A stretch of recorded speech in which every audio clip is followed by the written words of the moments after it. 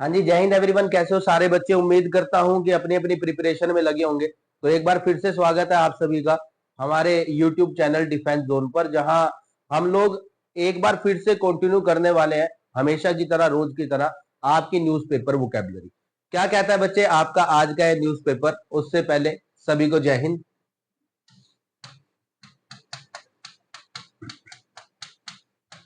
जय भारत।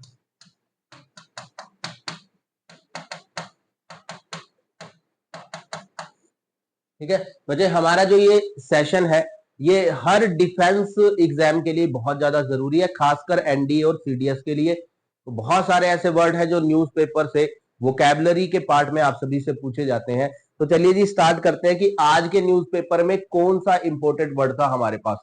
बढ़ते हैं आगे। बच्चे पहला जो वर्ड हमारे पास है आज का बहुत इंपॉर्टेंट है, जिसको आप इस टाइम पर स्क्रीन पर पढ़ पा रहे हैं और साथ ही आपको इसको अपनी नोटबुक में नोट करना चाहिए। The word given here is natal. तो आइए समझते हैं क्या होता है नेटल, क्योंकि आपसे एग्जाम में इस बारे में पूछा जा सकता है। तो चलिए जी देखते हैं हमारे पास नेटल क्या होता है बच्चे। नेटल बच्चे अगर एक नाउन है तो ये एक ऐसा जंगली पौधा है, एक wild plant with hairy leaves.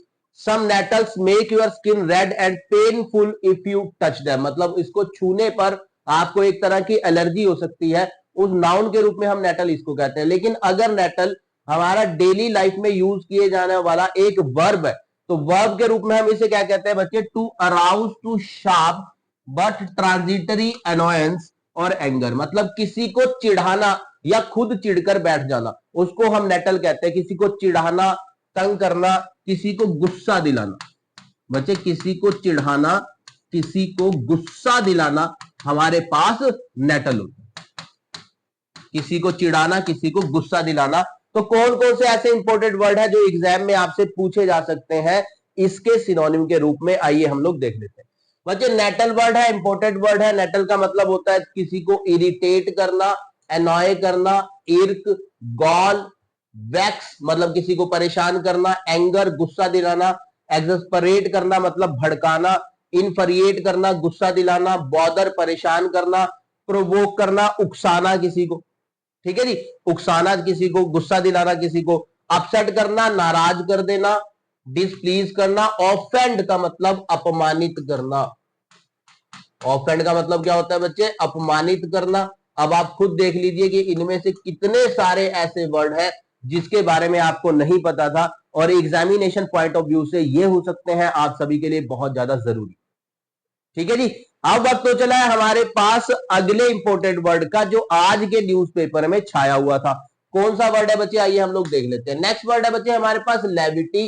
Levity NDA PY Q का वर्ड है। क्या होता है लेविटी का मतलब? आइए हम लोग जान लेते हैं। बच्चे लेविटी की अगर आप सभी बात करें तो लेविटी होता है बिहेवियर और speech showing a lack of respect. ठीक है, फॉर समथिंग सीरियस। जब कोई सीरियस काम हो लेकिन सामने वाला उसके प्रति अगंभीरता दिखाता है, नॉन सीरियसनेस दिखाता है, और treating a serious matter with humour, और किसी गंभीर मामले का मजाक उड़ाता है। मतलब कि उसमें इतनी सेंस नहीं है, जो पर्सन विद लेविटी होता है उसमें इतनी सेंस नहीं है कि वो मामले की गंभीरता को नहीं समझ रहा है और हर बात को मजाक में ही लिए जा रहा है। तो लेविटी का प्रॉपर मीनिंग हमारे पास क्या होगा? लेविटी का प्रॉपर मीनिंग होता है किसी काम को अगंभीरता से करना या ना ही करना।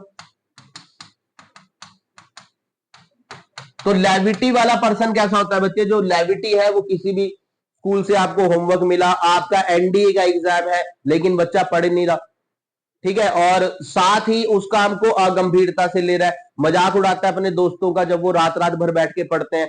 सीरियस ना लेना मतलब किसी काम को गंभीरता से जब किसी काम को नहीं लिया जाता तो हम उसको लेविटी कहते हैं। इंपोर्टेड वर्ड है बच्चे। देखो जब कोई पर्सन लेविटी दिखाता है, लेविटी शो करता है, हर चीज को मजाक में लेता है, तो हम उसको क्या क्या कह सकते हैं बच्चे? आप कह सकते हैं कि वो लाइट हार्टेडनेस, केयर फ्री है, टेंशन नहीं है किसी बात की, लाइट माइंडेड है, हाई स्पिरिट्स में रहता है, हमेशा मजाक के मूड में रहता है। विवेसिटी दिखाता है, एक बहुत इंपॉर्टेंट वर्ड है विवेशियस, जिसको आप लापरवाह कह सकते हैं। लाइवलीनेस मतलब अपने इंजॉय में जीता है, लेविटी में जीता है, किसी भी काम की परवाह वो नहीं करता। आप उसको कन्वाइवल के साथ कन्वाइवलिटी भी बोल सकते हैं। चीयरफुलनेस, चीयर तो होएगा ही जब उसके मन में किसी चीज की टेंशन नहीं होगी। चीयरिंग के साथ ह्यूमर कह सकते हैं, क्योंकि ये हर बात को, हर सीरियस और गंभीर काम को मजाक में लेता है। तो लेविटी होता है बच्चे किसी काम को गंभीरता से ना करना, आप इसे नॉन सीरियसनेस कह सकते हैं। देखते हैं जी आज की वोकैबुलरी में न्यूज़पेपर का कौन सा ऐसा वर्ड था जो कहीं ना कहीं आपके एग्जाम के लिए बहुत ज्यादा जरूरी है। उम्मीद करता हूं कि सारे बच्चे नोटबुक और पेन लेकर लगे होंगे फटाफट से नोट करने में। इन सारे वर्ड्स को करना भी चाहिए बच्चे, आपके खुद के नोट से एग्जाम में एक हथियार की तरह आपके साथ रहते हैं, जो क्वेश्चन से आपकी रक्षा करते हैं। ठीक है जी, वक्त हो चला है अगले इंपोर्टेंट वर्ड का। बच्चे हमारे पास एक वर्ड है बकानीर।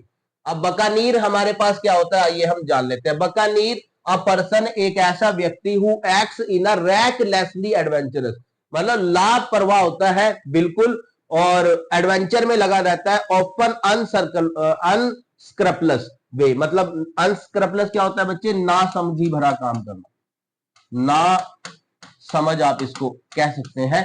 ठीक है, स्पेशली इन बिजनेस, मतलब बिजनेस को, काम को बकानीर की तरह करता है, मतलब कि रैकलेसली करता है, लापरवाह तरीके से करता है। इसके कुछ इंपोर्टेंट सिनोनिम हम लोग जान लेते हैं।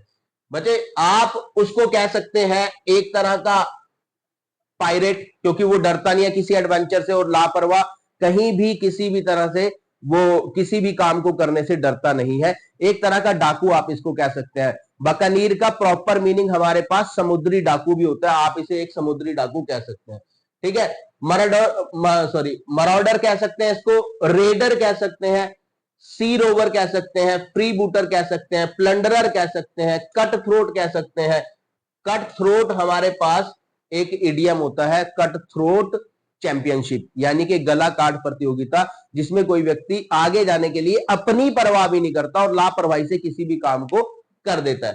ठीक है जी, प्राइवेटीर कह सकते हैं, विकिंग कह सकते हैं, बैंडिट कह सकते हैं, बैंडिट डाकू होते हैं, रॉबर कह सकते हैं, कहां परवाह करते हैं किसी की जान की। तो एक तरह से ये रैकलेस एडवेंचरर होता है, जोश से भरा हुआ। प्रॉपर मीनिंग इसका पायरेट होता है, यानी कि समुद्री डाकू।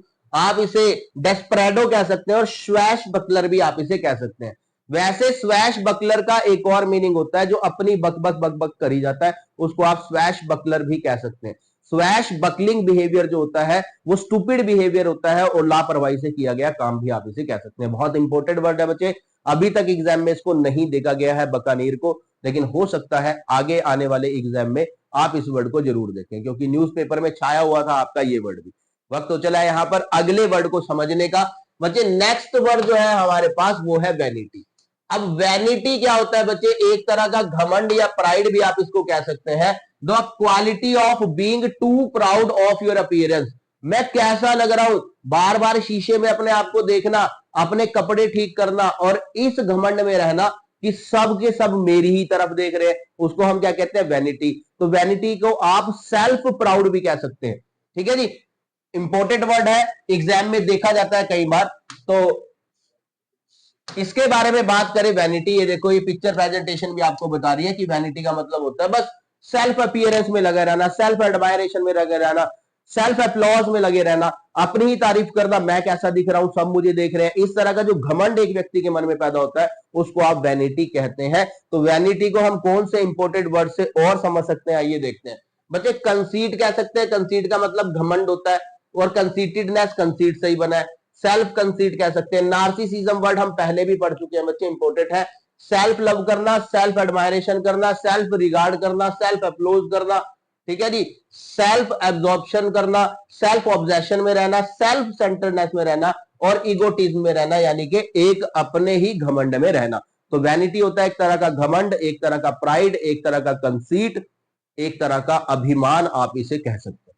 ठीक है, आप इस ऐसे पर्सन को एरोगेंट भी कह सकते हैं, लेकिन एरोगेंट एक कॉमन वर्ड था इसलिए मैंने यहां पर ऐड नहीं किया, क्योंकि एरोगेंट भी हमारे पास कैसा होता है, एक घमंडी इंसान होता है। ठीक है जी, चलिए आइए देखते हैं हम लोग अगला वर्ड हमारे पास क्या है आज की न्यूज़पेपर वोकैबुलरी का, एक्यूटी। वैसे एक्यूटी, एक्यूटी वर्ड हमें क्या सिखाता है, एक्यूटी कहता है कि अगर कोई पर्सन किसी काम को अच्छी तरह से कर पाता है, ठीक है, बुद्धिमानी से काम करना, दिमाग लगाकर काम करना, उसको हम एक्यूटी कहते हैं। ठीक है, हमारे पास एक वर्ड है एक्यूमेन। एक्यूमेन का मतलब होता है एक बुद्धिमान इंसान, उसी से बना है। ठीक है, उसी से इंपोर्टेड वर्ड बना एक्यूटी।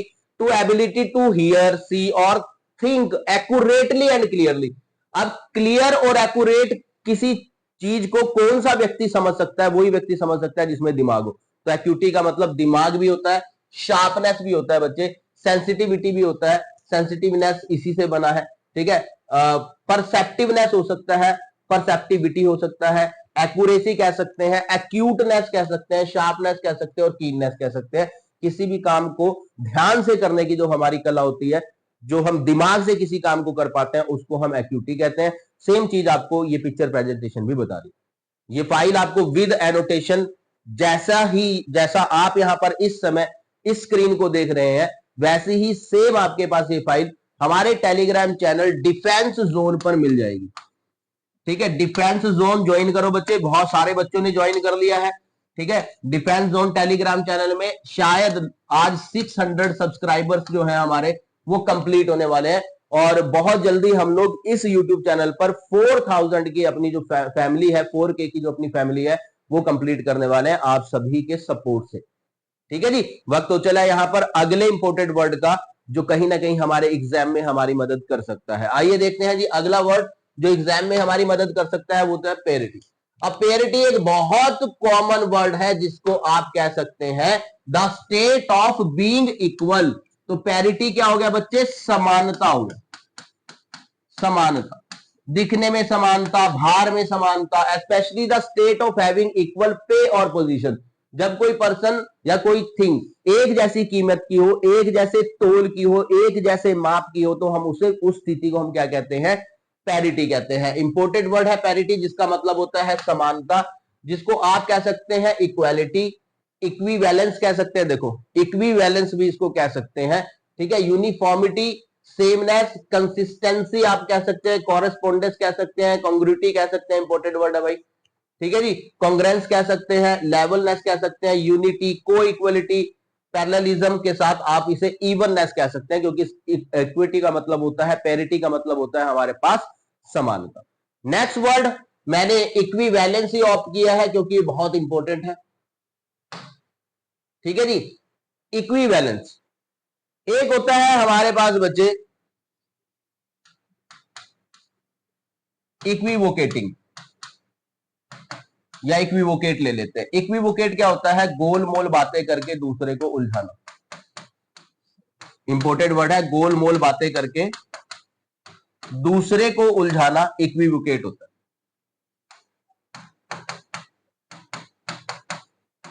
मतलब स्पष्ट बात ना करना, सीधी बात ना करना।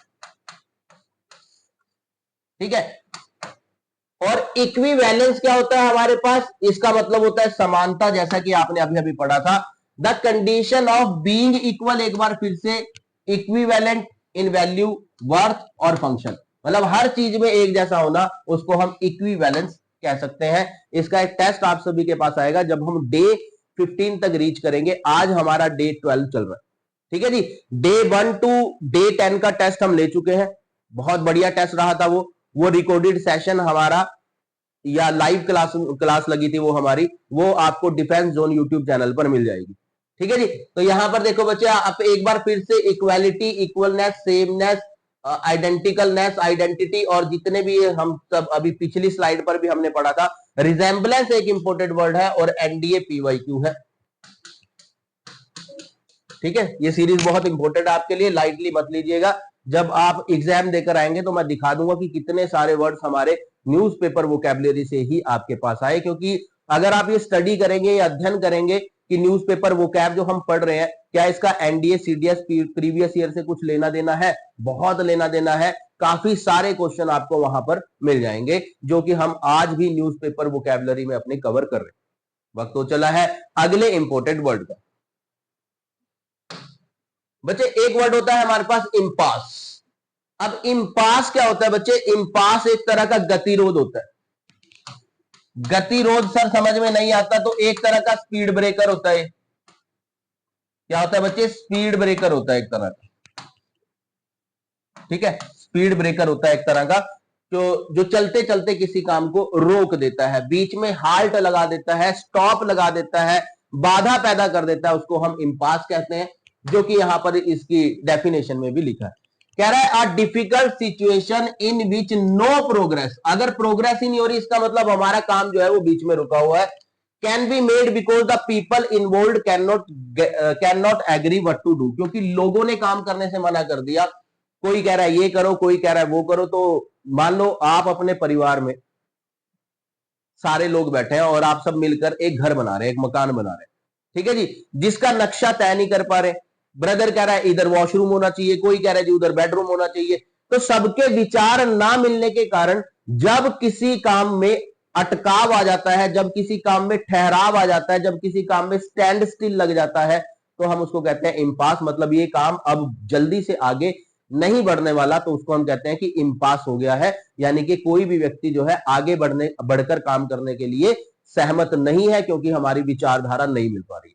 ठीक है जी, आगे मूव करते हैं हम लोग कि इंपास को आप कह सकते हैं कि डेडलॉक लग गया भाई।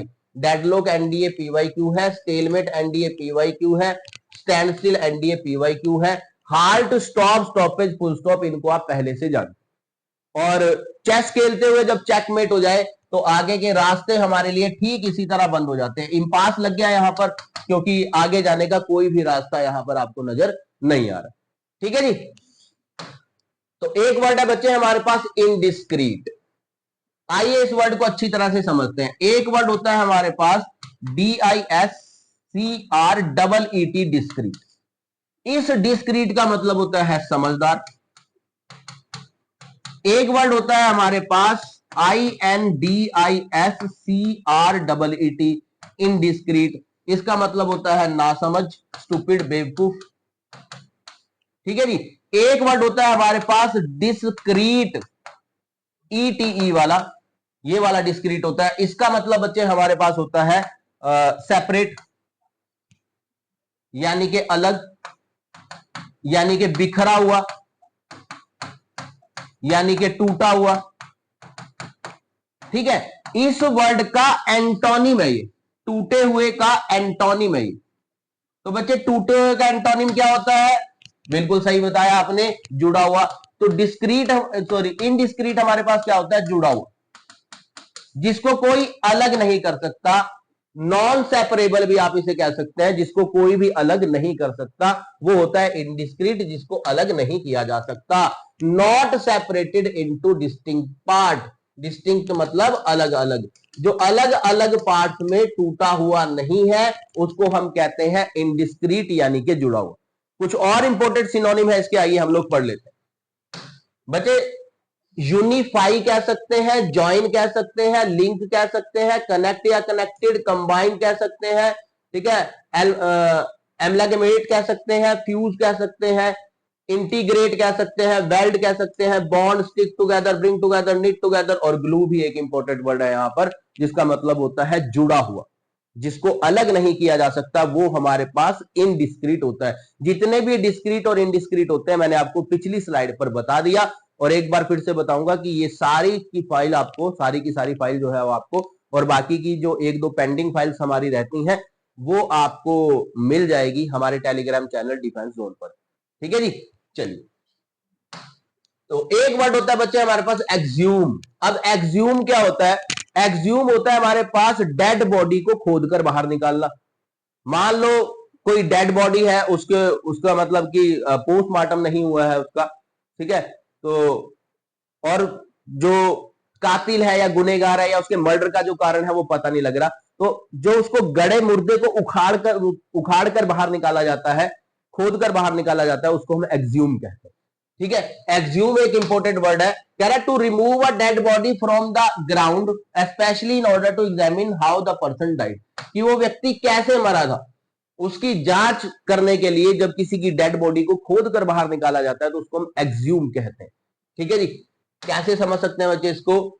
डिसिंटर, डिग अप, अनअर्थ करना यानी कि खोद कर बाहर निकालना, bring out of the ground, ठीक है, डिजेंटॉम्ब करना, अनबरी करना, अनग्रेव करना, और ऑपोजिट भी इसको हम क्या देते हैं, एक तरह का इसका सिनोनिम है, लेकिन ऐसा वर्ड पेपर में आपसे नहीं पूछेगा वो किसी भी हालत में।